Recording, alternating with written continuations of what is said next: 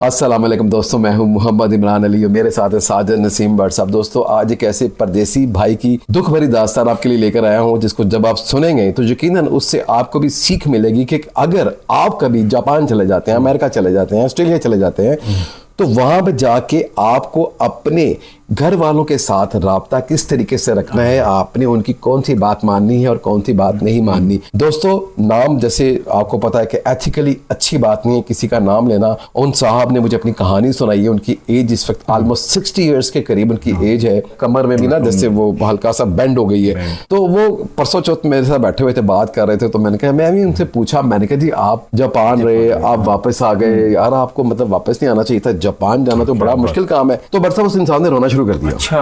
मैंने कहा सॉरी, मैंने गलत बात कर दी आपके साथ। कहता नहीं बेटा, कोई मसला नहीं है, गलत बात नहीं है। बस मैं जब भी कुछ जापान का नाम आता है ना तो मेरे दिल पे ना तीर फिरते हैं, छुरियां फिरती हैं कि यार मैंने ये अपनी जिंदगी की सबसे बड़ी गलती की जापान से वापस पाकिस्तान लाके। और बरसा वो साहब पता किस दौर में जापान गए थे, जब जापान जाना ख्वाब होता था। अच्छा जी। और तकरीबन उन्होंने वहां पे गुजारे 4 से 5 साल। और उनकी बहुत अच्छी जॉब थी, वहां पे घर मिल गया था, गाड़ी थी, सारा कुछ था। अब बट साहब, अब आप ये पूछिए कि उनके साथ हुआ क्या था। हुआ क्या था? बट हुआ ये कि जब वो जापान चले गए, वहां पे सेटल हो गए, और आपको पता है जापान की इकोनॉमी, पैसे कितने अच्छे हैं वहां के। सारी बात, उनकी शादी हुई थी, बच्चे भी छोटे थे। अच्छा। तो वहां से वो पैसे भेजते थे, पैसे घर आ जाते थे। एक इशू हो रहा था, घर सारे सेट थे, पैसे भी आ रहे थे, खुशहाली भी थी। अच्छा। वो मुझे बता रहा था, यार मुझे घर वाले जो भी कहते थे मैं वहां से भेज रहा होता था उनको ना घर, मतलब नहीं फरमाइशी प्रोग्राम नहीं। वो कहता मेरे पास पैसा इतना था, मैं कमाई कर रहा था वहां पे, मेरे लिए मसला ही कोई नहीं था। अच्छा। वो कहते यार मैं जो मुझे वाइफ ने कहना, बच्चों ने कहना, ससुराल वालों ने, घर वालों ने जो मुझे कहना मैं भेज रहा हूँ। तो मैंने कहा तो फिर क्या इशू हुआ? कहता हुआ ये कि जब कुछ साल 1.5 साल गुजर गया ना मुझे वहां पे, तो मेरी वाइफ का ना मुझे फोन आता है। अच्छा। तो मुझे वो कहती है जी कि आप ये देखें हमारे पास सही है, अब हमारा घर सेट हो गया, अब आप वापस आ जाएं। अच्छा। कह रहा मुझे अभी 1.5 से 2 साल हुए थे वहां सेट हुए। अच्छा। अब मेरी वाइफ ने मुझे फोन करना शुरू कर दिया कि आप वापस आ जाओ। तो मैंने उसे कहा, मैं नहीं वापस कैसे आ सकता हूँ, मैं इतनी मुश्किल से तो जापान गया हूँ, तो मैं वापस कैसे आ जाऊँ। तो कहता मेरी वाइफ मुझे कहने लगी नहीं आप वापस आ जाए, बस जो भी हो गया, बस 2 साल हो गए, बहुत हो गया। कहता खैर मैं उनको टालता रहा, 3 साल हो गए, 3.5 साल। कहता जब 4 साल मुझे हो गए ना वहां पे, कहते बल्कि बीच में भी मेरी वाइफ मुझे फोन करती रहती थी, कभी वो रोना शुरू कर देती थी, कभी मुझे अजीब सी बातें करनी कि आपको अपने बच्चों का ख्याल नहीं है, आप सब कुछ छोड़ के वहां चले गए हैं, आप वहां पे अपनी आजाद जिंदगी गुजार रहे हैं, हमें खाली पैसा नहीं चाहिए, हमें आप भी चाहिए, आप आ जाए पाकिस्तान। तो कहता मैंने अपनी वाइफ से ये कहा, मैंने कहा देखो अगर मैं पाकिस्तान आ गया तो क्या करूंगा, तो मैं यहाँ के करूंगा क्या? कहते नहीं वो आपने पैसे भेजे, हमने जमा किए हैं। मैंने उससे कहा, मैंने कहा वो कितनी देर खा लेंगे हम, ठीक है, अब मैं इतनी मुश्किल से सेटल हुआ हूँ तो मैं पाकिस्तान कैसे आ जाऊँ? तो उसने कहा नहीं जी आप वापस आ जाए। अच्छा। कहता वो कभी उसने अपनी अम्मी से फोन करवाना, कभी बच्चों से फोन करवाना। वो जब भी मुझे फोन करती थी ना, अब वो मुझे फरमाइश किसी चीज की नहीं करती थी। अच्छा। ये भेजो वो भेजो, वो बस कहती थी बस दिन ना चढ़े आप पाकिस्तान वापस आ जाओ, अगर आप पाकिस्तान आए ना आए तो मैं ये कर लूंगी। अच्छा। मैं वो कर लूंगी, हम आपके बगैर नहीं रह सकते, हमें पैसे नहीं चाहिए। अच्छा। वो मुझे कहता है कि मैं अपनी बीवी को समझाता रहा कि यार ये सारी जो है ना किताबी बातें, हमें पैसे नहीं चाहिए। देखो मैं कितने लोगों से उधार पकड़ के मैं जापान पहुंचा बड़ी मुश्किल से, वहां मैं सेट हुआ, पैसे कमाए, और आपको भेज रहा हूँ। मुझे 4 साल हुए, मैं 2-3 साल और निकाल दो, थोड़ा सेट हो जाएंगे ना, फिर मैं वापस आ जाऊंगा, ताकि मेरे वहां पे जो लीगल मसाइल है ना वो भी ठीक हो जाएंगे, ताकि मैं दोबारा भी जा सकूं। वो कहती है जो भी है, अब आपने दोबारा वापस नहीं जाना, आप पाकिस्तान वापस आओ। अच्छा। बंदा वो सारी बात मुझे बता रहा था ना, वो सारी फिल्म उसकी आंखों के अंदर चल रही थी, नजर आ रहा था ना, क्योंकि सारी बात उसकी आप बीती थी। तो मैंने कहा जी फिर जब आप पाकिस्तान वापस आ गए तो क्या बना? कहता बनना क्या? कहते हैं शुरू में 5-6 महीने तो बड़े अच्छे गुजरे, कभी मरीज लगे बच्चों को लेकर सैर करने, कभी कहाँ। कहते सारी बात है मैं भी बच्चों की वजह से उदास था, जब मैं वापस आया तो मेरी बीवी ने कहा चलो जी अब सैर करके आते हैं, आप मरीज चलते हैं। कहते वो सारी बात है, पैसे मैंने भेजे हुए थे, कुछ मैं वहां से लेके आया तो हम खर्च करते रहे। मेहमान आ रहे हैं, हमें मिलने आ रहा है, फैमिली के जो हमारे रिश्तेदार हैं उनके लिए गिफ्ट वगैरह लेके आया हुआ था, उनको दिए।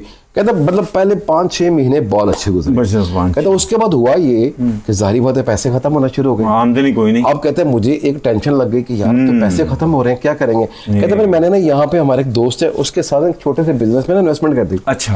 कहता मेरा एक्सपीरियंस नहीं था, कहता उसमें मेरा 5-10 लाख रुपए डूब गया। कहता है मेरा सबसे पहले डर मुझे ये लगी, कहता है उसके बाद मेरे पास तो इतने पैसे नहीं थे कि मैं कोई और बिजनेस स्टार्ट कर सकता। फिर मैंने कहा जी फिर क्या किया आपने? कहता फिर जारी बात है आहिस्ता आहिस्ता आहिस्ता करते करते करते जो बच्चों की फरमाइशें थी वो सारी मैं पूरी नहीं कर पा रहा होता था। कहता उसके बाद मैंने अपनी वाइफ से कहा तुमने हमें गलती की मुझे वापस बुला के। तो कहता उसके बाद मेरी वाइफ कहती है नहीं फैसला तो आपने खुद ही करना था ना। हाय हाय हाय हाय। तो मैंने कहा कि नहीं तुम मेरे खुद ही तो कह रही थी, तुम रोती थी कि मैं ये कर लूंगी, तो मैं तो इसलिए वापस आ गया। वो कहती नहीं अब देखें जी अब तो पैसे इतने से रह गए हैं, आपके पास अकाउंट में कितने पैसे हैं? कहता मैंने कहा जी मेरे पास इतने पैसे हैं। कहती जब हम कैसे जिंदगी गुजारेंगे? अब बच्चे भी बड़े हो रहे थे, उनकी स्कूलिंग भी चल रही थी। अब बर्थम उन दोनों में झगड़े शुरू हो गए मियां बीवी में, क्योंकि पैसे खत्म हो गए।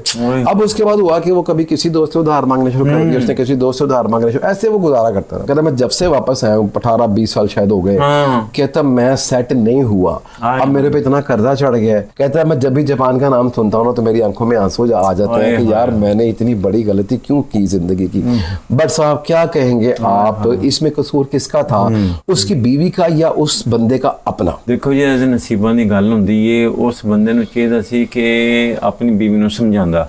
कहता मैंने समझाया बहुत, लेकिन वो नहीं समझी। जो नहीं समझी तो उन्होंने कहना सी भाईजान जो कुछ किया ते मैं समझांदा रहा वां, किन्ने महीने साल तेन समझांदा रहा वां, पैसे भी भेजदा रहा वां, कोई किसी किस्म की कमी भी नहीं, यार दोस्तों ने पैसे देंदा रहा वां।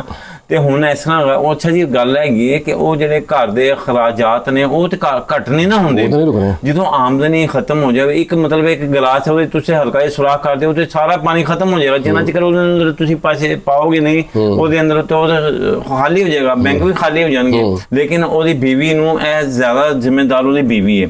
ਲੇਕਿਨ ਉਹਦੀ ਬੀਵੀ ਜਿਹੜੀ ਹੁਣ ਇਹ ਕੀ ਆਂਦੀ ਪਈ ਹੈ ਕਿ ਜੀ ਮੈਂ ਜ਼ਿੰਮੇਦਾਰ ਫੈਸਲਾ ਤੇ ਤੁਸੀਂ ਆਪ ਕਰਨਾ ਸੀ ਨਾ, ਤੁਸੀਂ ਕਿਉਂ ਆਏ? ਦੇਖੋ ਜੀ ਇਹ ਗੱਲ ਇਸ ਤਰ੍ਹਾਂ ਹੈਗੀ ਹੈ ਕਿ ਜਿਹੜੇ यार दो सज्जन बेली किते बाहर हुंदे ने ना ते उन्हां नूं चाहीदा कि अपनी ਜਿਹੜੀਆਂ ਉੱਥੋਂ ਦੇ ਫੈਸਲੇ ਹੁੰਦੇ ਨੇ खुद करें वो आप करन। घर वालों की ब्लैकमेलिंग में नहीं आना, घर वालों की ब्लैकमेलिंग ते मोहब्बत है, ये सब कुछ फ्रॉड है। तो आप जाए ना, ये मेरी गल सुनो जाए ना, सब कुछ फ्रॉड है जी। बस ਤੁਹਾਡੇ ਨਾਲ ਮੁਹੱਬਤ ਕਰ ਰਹੇ ਜੀ, ਮੁਹੱਬਤ ਸਿਰਫ ਪੈਸੇ ਨਾਲ ਹੁੰਦੀ ਜੇ। ਜਿੰਨਾ ਚਿਰ ਤੁਹਾਡੇ ਕੋਲ ਪੈਸਾ ਹੈਗਾ ਨਾ ਤੇ ਤੁਸੀਂ ਸਾਰੇ ਚਾਚੇ ਮਾਮੇ ਤਾਏ ਸਾਰੇ ਤੁਹਾਨੂੰ ਲਾਂਗੇ ਘਰੇ, ਤੇ ਜਦੋਂ ਤੁਹਾਡੇ ਕੋਲ ਪੈਸੇ ਨਹੀਂ ਨਾ ਹੋਣਗੇ ਫਿਰ ਮਾਮੇ ਚਾਚੇ ਸਾਰੇ ਰਹਿਣਗੇ ਤੁਹਾਡੇ ਕੋਲ ਦੂਰ। ਕਿਉਂ ਐਸ ਮਾਰੇ दूर रहेंगे कि जावांगे तो यार है कोई साढ़े को, तुम उन्हें घर भी जाओगे कहेगा प्लान पैसे मंगन आ गया, चाचे के घर जाओगे तो कहेगा पैसे मंगन आ गया। क्यों कि तो जाहिर है कि वो सही कहने पे कि ਤੁਹਾਡੇ ਕੋਲ तो पैसे कोई नहीं गए, तुम हर किसी को उधार मांगते पे कभी ਉਹਦੇ ਕੋਲ। अच्छा बस मुझे पता किसका कसूर लग रहा है, मुझे किसका कसूर लग रहा है? एक मिनट मेरी गल सुनो, ਹੁਣ ਇਹ ਗੱਲ ਹੈਗੀ ਹੈ कि ਜਿਹੜੇ ਉਹ पैसे ਹੈਗੇ ਨੇ ਉਹ ਲਾਵੇਗਾ ਕਿੱਥੋਂ? मसला नहीं तो बट साहब उनसे तो चला नहीं जा रहा था, इतना 60 साल उम्र हो गई, 60 साल होते फिर बच्चे जवान हो गए होंगे, बच्चे बड़े हो गए। वो कह रहे थे वो बच्चे बस अपना अपना करते हैं। तो कहते हैं वो बस ये कह रहा था कि यार मैं ये सोचता हूँ कि जब भी कोई जापान का नाम लेता मेरे सामने कि यार अगर मैं आज भी जापान में होता तो यार मैंने तो इधर प्लाजे पता नहीं क्या क्या खड़े कर देना था। कहता मैं इतना सेट था वहां पे। अच्छा भट्ट साहब इस पूरी कहानी के अंदर, उन साहब की पूरी कहानी के अंदर मुझे गलती पता किसकी लग रही है? उस इंसान की अपनी लग रही है। नहीं अपनी भी नहीं, अपनी नहीं भट्ट साहब मेरी बात सुने, नहीं पागल हो जाता है। नहीं भट्ट साहब इमेच्योर, देखिए उसकी वाइफ ने भी डेफिनेट उसको कहा, भट्ट साहब वाइफ ने तो इसीलिए कहा होगा ना क्योंकि वो बच्चे छोटे हैं कि हम उदास हैं, बच्चे आपको याद करते हैं। बट साहब अपने दिल पे पत्थर उसको रखना चाहिए था। उस अपने माँ को भी करवा रहे हैं, अपने बच्चों को करवा रहे थे,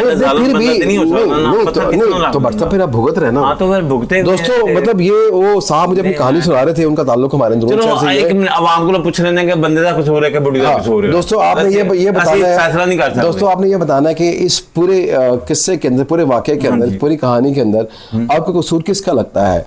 उस इंसान का जो जापान से अपनी बीवी के कहने पे वापस आ गया, या उसकी बीवी का जिसने उसको इमोशनली ट्रैप करके वापस पाकिस्तान बुला लिया और आज वो किसी हाल में नहीं है, ना उसके पास पैसे है बल्कि इतना उधार चढ़ा हुआ है और घर वाले भी उसको अच्छे तरीके से रिस्पॉन्स नहीं कर रहे। दोस्तों आपने कमेंट्स में जाके लाजमी बताना है कि कसूर किसका है। दोस्तों ये था एक टॉपिक, एक मतलब एक वाकया था जो मेरे साथ शेयर कर रहे थे वो साहब, 60 साल उनकी एज हो गई है। दोस्तों आपके इसके बारे में क्या राय है कमेंट्स में लाजमी लिखिए। अगर आपको वीडियो अच्छा लगा हो तो लाइक कीजिएगा, सब्सक्राइब कीजिएगा और कमेंट्स बॉक्स में अपनी राय लिखना ना भूलिएगा। अपना बहुत सारा ख्याल रखिएगा और हमें दुआ में याद रखिएगा। अस्सलाम वालेकुम। आखिर मैं कहना चाहना जी मेरे यार दोस्त सज्जन मिली Hong Kong, Taiwan, Singapore, Korea, China, India, Russia, America, Australia, USA जिथे जिथे भी रहंदे ने प्लीज़ अपने मुल्क का नाम तुसी लिख दिओ कि सानू जरा कि असी साडी दिल च होई जांदी है। थैंक यू, बड़ी मेहरबानी। ते गल हैगी है कि फिर इंशाअल्लाह ताला फिर मिलाएं एक नवे मौजूद दे नाल। हुण मिलने हैं थोड़ी सी ब्रेक के बाद।